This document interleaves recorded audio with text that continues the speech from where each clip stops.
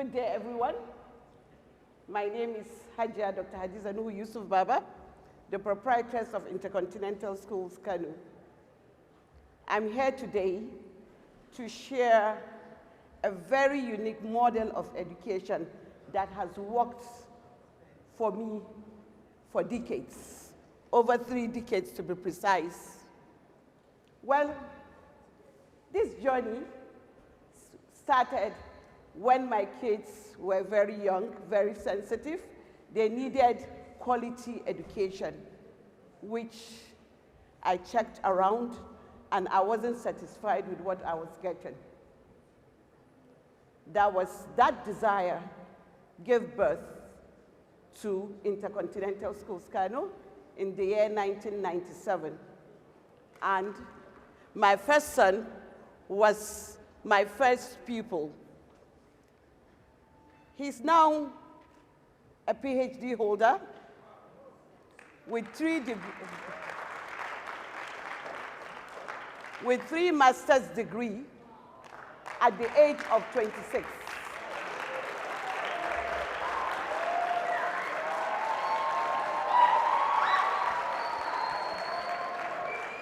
So you can see that this model worked for me since that time. Now,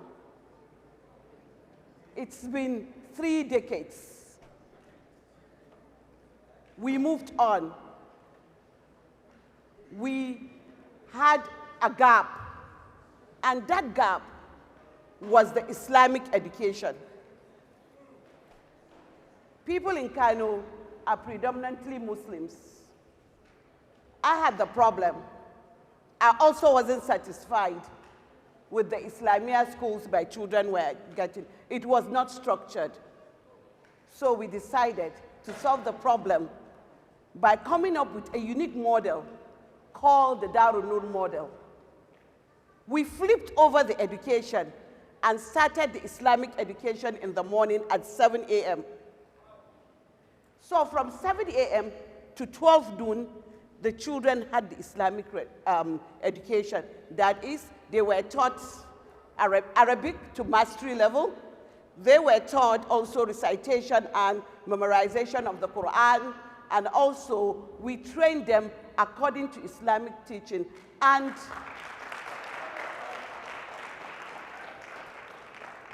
by 12 noon, we had to switch over to the conventional education, which is the normal, traditional, conventional education. And this model worked so well that a lot of schools in Kano adopted it. My husband once said to me that all schools must, in the north, especially in the predominantly Muslim states, must adopt this model so that the children can have the balance of both education, that is, the conventional and the Islamic religion. Now comes to the best part. As you can see, all the speakers today were mostly speaking about AI, technology. Yes, we have to move. We have to progress. The thing is, once you keep doing the same things, you keep getting the same results. So you have to move on to get better results. For that reason, we sat with my team and we created what we called the high-tech model.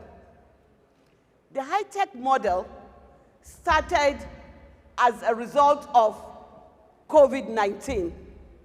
During COVID-19, we had a lot of time on our hands, and my teachers trained a lot. So one of them, Mr. Mustafa, came to me and said, Umma, do you know that we can actually start teaching 3-year-olds coding? I was like, no, Mustafa, we can't. They're just 3. And let me confess, at that time, I didn't even know what coding was. So to get him off my back, I said, okay, go ahead. I think he mentioned we had to buy the app, or is it license, for $10 per child at that time. which we did and bought for 100 children without telling the parents, because I was not even sure it was going to work. So after a few weeks, I remembered that, oh, we had started something on coding. I like, how was it? Let me go check your coding class. And lo and behold, I got the shock of my life. 3-year-olds were coding.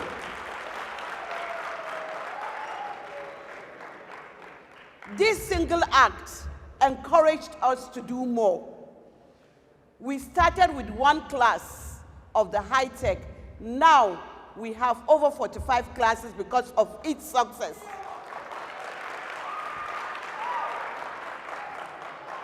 You're wondering now, I've talked about 3 systems or 3 models at the same time: the conventional, the Darul Noor, and the high tech. How are we going to put this together and make a unique model? Yes, what we did was we added a day to the, we added a day, that's a Saturday, so we had, instead of 5 days of teaching, we had 6 days of teaching, so that we can integrate the technology into it. Now, the high tech, in our high tech model, we do courses like web design, web development, coding, robotics, AutoCAD, and everything we do.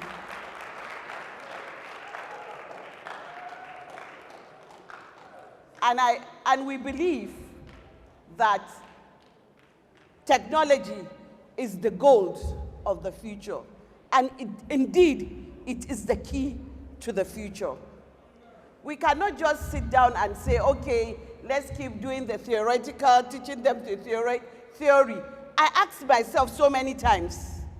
I studied agricultural science. And when I was in school, I used to ask myself, what am I going to do with these courses?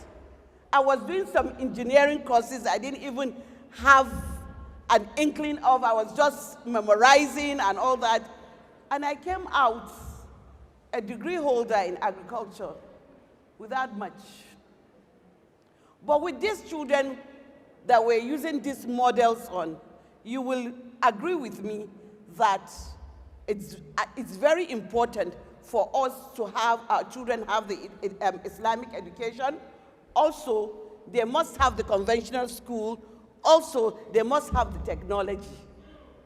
So, without combining these 3, you've not given them a balance. Actually, we have not come to say, okay, this is the best model. No, we are not saying it's the best model. But from my research and experience, I don't think there is any perfect model, because what works for another child might not necessarily work for another child. But if we integrate this model with love, support, consistency, innovation, creation, we get a very thriving educational environment that we can bring up well-rounded individuals who will be successful in the future. Everything comes with its own problem, like what one of the speakers said earlier on. In Sweden, they realized that they had made a mistake. Yes, they made the mistake because they did everything technology. So we learned from those mistakes. Though every child in the high-tech model must have a dedicated personal laptop. So in order not to make the children be very addicted to their laptops because they love technology, we keep the laptops in the school. Unless they have a special assignment they need to do at home, we release the laptops. Also, I remember some time ago, I read somewhere that there's a generation of Chinese children that could not write the Chinese language. I didn't want that to happen to us. though we send them their notes to their laptops, they must copy every note so they don't forget how to write. You see, our 5-year-olds, in this model, the 5-year-olds can actually do PowerPoint presentation. They can stand the way I'm standing, look at their PowerPoint and do their PowerPoint presentation, and they are given topics to research. 5-year-olds.